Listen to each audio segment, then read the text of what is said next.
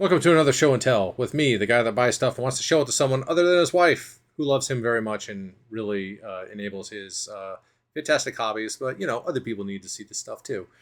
Today is a lot that I got from shopgoodwill.com for a fancy low price. But the first book in it is a telling of the story behind the making of City on the Edge of Forever, in so much that this is Harlan Ellison's version of how things went down. Because, like most people with big, fantastic ideas, Harlan is well known for having opinions, pretty strong opinions, and not accepting the people around him pushing back on those opinions as well as he could have.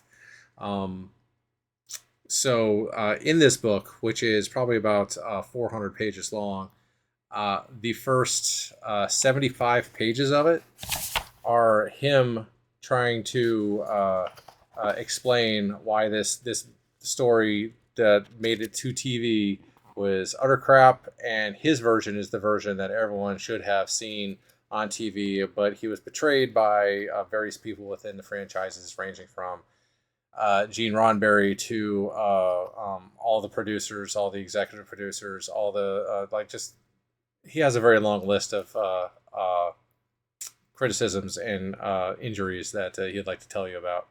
Uh, that being said, it is very well done, very well researched, and very well laid out. So if you ever want to get into the nitty gritty of the the drama behind this specific episode, this is the book to read to get at least his version of it.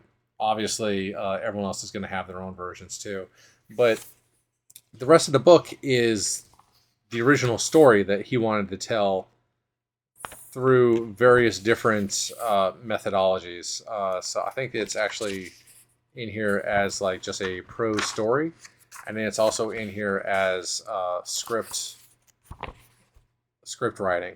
And then at the very end of the book is some afterwards by a huge list of people. Most books don't have this many people. Peter David, D.C. Fontana, David Gerrold, DeForest Kelly, Walter Koenig, Leonard Nimoy, Melinda Snodgrass, and George Takei. They all have something to say in here, ranging from 4 or 5 pages to just a paragraph. But there's some really interesting tea spilt in this book. But this wasn't actually the book that I was after when I bought this lot. It was nice that it came along with it, and it's I don't know how much of this controversy is manufactured or how much is real, but like I said at the top, Harlan is not well known for like suffering fools, and in television, there's all sorts of foolish stuff that happens. So I'm going to go on a limb and say that it's all real. And this is his take on it. This is a great book. But the reason that I actually bought this lot were these books, which are Photonovels that if you've seen the other video that I did, like these are sort of novelizations of the stories that were on the TV show, except what they did with these was pretty novel at the time, if you pardon the pun, where they took screenshots from the books or from the episodes and then put in word bubbles on them. This particular copy right here was eaten by something, like something was chewing on it, like a dog, a cat. Like it was small enough that like there's little tiny little teeth marks on it. But like I've said elsewhere, I'm not buying these to have like perfectly mint books, and this one's legible, so I don't think I want to replace this one. But these are the episodes, just done in a really cool, like, hey, you want to rewatch the episode? Why not read the episode in a book? Because if you recall, this time period did not have any kind of real VCRs or DVDs, obviously, or Blu-rays or 4Ks or streaming. None of that. So if you really wanted to rewatch Trek, you had to stand by and watch it on TV and hope it was an episode you wanted to see. or you could get these books and relive the episodes time and time again. David Byrne, John Byrne did a version of this where he took screenshots and cutouts from the episodes, but instead of just retelling the stories, he told his own stories with the photo novel aspect, and those also turned out fantastic. And once you've seen these episodes enough times, you can really get a good feel for like what's going on within them, and the direction within them is fantastic as well. I think I have all of them, but I'm not 100% sure. So let me check on that real quick. Photonone, Photonovela. Why does it say I don't have any of them? I need to mark them as owned. Dang, man, that would be unfortunate. Okay, so we're gonna go to photo novels. So there's at least 9, 10, 11, 12. I only had the first 6. Yeah, okay. That's fine. I'll mark them all as owned real quick while I'm here. But this is what I was going after when I went for this lot. And another side part of this lot was a collection of another episode novelizations that... let me take these out. God, these are heavy too because they're on like photo paper instead of like regular printed pulp paper.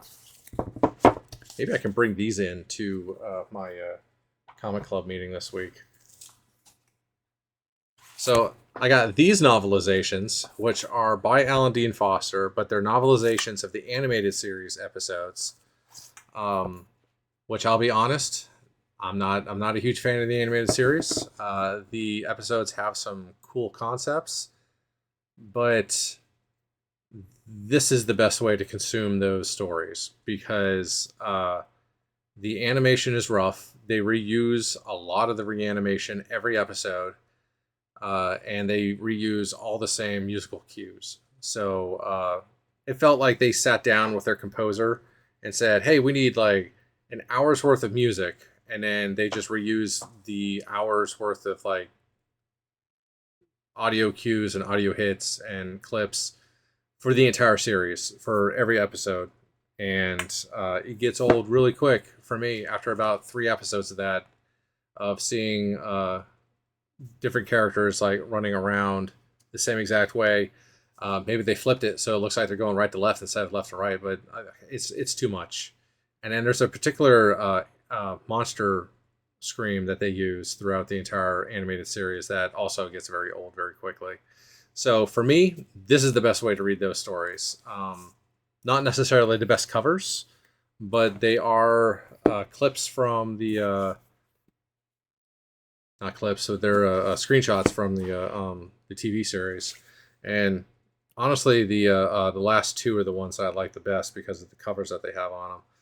But you'll see that most of these have price stickers on them. I learned not so long ago to just let those stay. Don't try to take those off because these books are old, and those stickers are now structural in that they will never come off.